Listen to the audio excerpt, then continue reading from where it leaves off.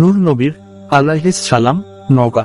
পবিত্র কোরআন অকাট্য, নির্ভুল এবং ধ্রুব সত্য, দৃঢ়তার সঙ্গে ইসলামে অটল থাকা, সৃষ্টিতত্ত্ব, পূর্ববর্তী নবীদের দাওয়াত, তাদের প্রতি নিজ সম্প্রদায়ের বিরূপ আচরণ, কাফেরদের প্রতি আল্লাহর আযাব এবং ইউসুফ আলাইহিস সালাম এর জীবনের চমকপ্রদ গল্প, জাতীয় জীবনে বিপর্যয়ের কারণ, বান্দার জন্য আল্লাহর পুরস্কার সহ ইত্যাদি বিষয়ের বয়ান রয়েছে। সূরা হুদের 2 ধরনের মানুষের কথা।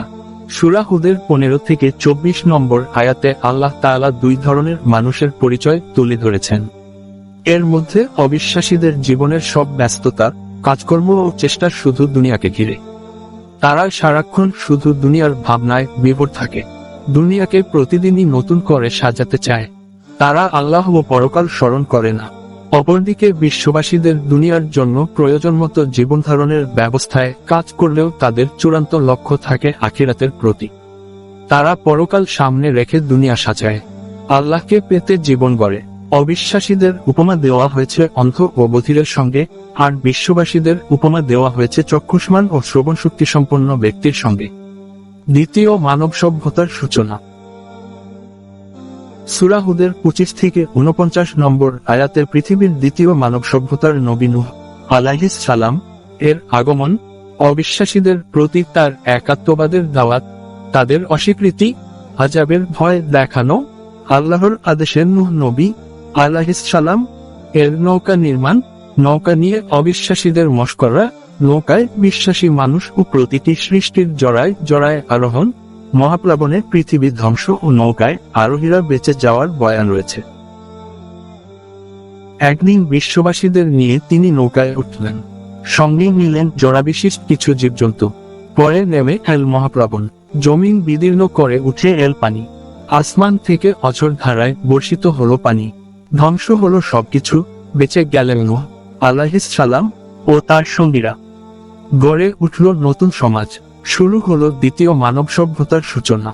অদৃশ্যের খবর জানেন শুধু আল্লাহ। আল্লাহ সূরা হুদের 49 নম্বর আয়াতে বলেন, এটি গায়বের খবর, আমি আপনার প্রতি ওহী প্রেরণ করছি। এর আগে এটা আপনার এবং আপনার জাতির জানা ছিল না।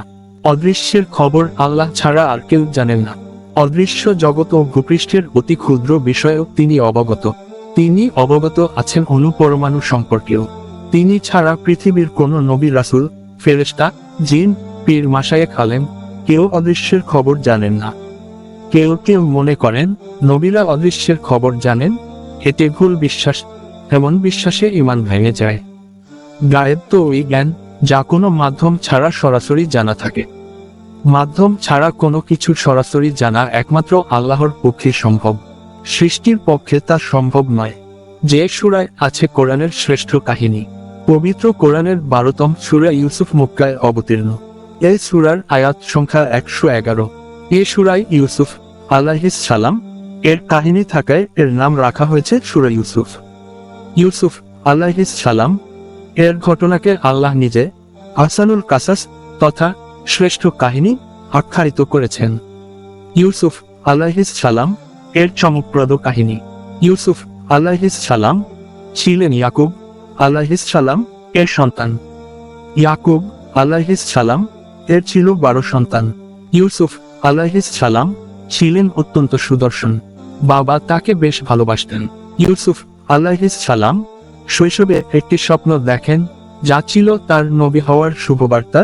এক কারণে বাবা ইয়াকুব এর মন পড়ে থাকত তার প্রতি।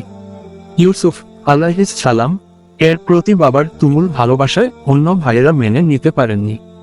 তারা ইউসুফ আলাইহিস সালাম এর ক্ষতি করতে চাইতেন। একদিন তারা ইউসুফ আলাইহিস সালাম কে নিয়ে জঙ্গলের এক কুয়ায় ফেলে দেন। বাবাকে ইউসুফ আলাইহিস সালাম এর মৃত্যুর মিথ্যা সংবাদ দেন তারা। পুত্রশোকে কাঁদতে কাঁদতে ইয়াকুব আলাইহিস সালাম দৃষ্টিশক্তি হারিয়ে ফেলেন। সেই কুয়ার পাশ দিয়ে যাচ্ছিল একটি কাফেলা। কাফেলার লোকেরা পানি ওঠানোর জন্য কুয়ায় বালতি ফেলতেই বালতিতে উঠে আসেন ইউসুফ আলাইহিস সালাম। তারা তাকে মিশরে বিক্রি করে দেয়। মিশরের প্রধানমন্ত্রী তাকে কিনে নেন, সেখানেই সে বড় থাকে। একদিন যৌবনে পা রাখেন ইউসুফ আলাইহিস সালাম। সে সময় আজিজে মিশরের স্ত্রী জুলেখা ইউসুফ আলাইহিস সালাম এর প্রতি আকৃষ্ট হয়ে পড়েন। তিনি ইউসুফ আলাইহিস সালাম কে মন্দ সম্পর্কে লিপ্ত হতে আহ্বান করলে ইউসুফ তা প্রত্যাখ্যান করেন। বদনাম থেকে বাঁচার জন্য জুলেখা তাকে জেলে পুরে দেন। সেখানে ইউসুফ আলাইহিস সালাম আল্লাহর পথে মানুষকে দাওয়াত দেন। অনেকের দাওয়াত গ্রহণ করে।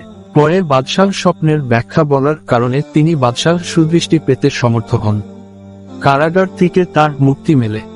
আগামীকাল তারাবিতে জুলেখার অপবাদে ইউসুফ আলাইহিস সালাম এর নির্দোষ প্রমাণিত হওয়া, মিশরের মন্ত্রী হওয়া, বাবা ইয়াকুবের আলাইহিস সালাম দৃষ্টিশক্তি ফিরে পাওয়া, বাবার সঙ্গে সাক্ষাৎ ইত্যাদি কাহিনী পড়া হবে। আপনি যখন ইসলামের প্রচারক ইনশাআল্লাহ। যদি আমাদের এই চ্যানেলের ভিডিওটি আপনাদের ভালো লাগে অবশ্যই শেয়ার করুন আপনাদের বন্ধুদের সাথে।